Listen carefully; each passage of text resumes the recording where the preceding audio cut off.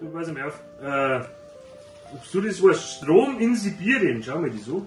Strom in Sibirien? Ja. Ja, das gleiche wie bei uns, die werden keinen anderen Strom haben, nicht den gleichen Strom wie bei uns, und das der einstecken oder la. Was werden die anderen Strom haben? Schreiben nein. Wie bei uns. Ja, keine Ahnung. Ich lass das einmal frei vielleicht. Nächste. Deutscher Kaiser. Beckenbauer. Der ist viel zu lang. Viel zu lang. Der erste ist eine V. Franz. Eine V?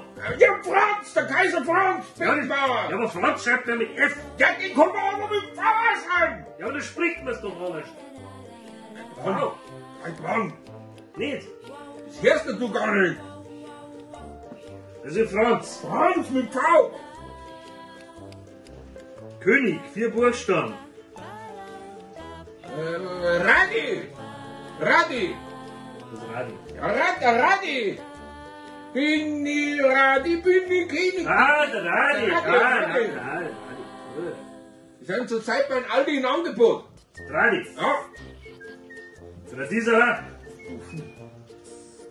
Urlaubsland in Südamerika, das weiß ich nicht. In Südamerika. Mit S. Mit S. Weiß ich nicht.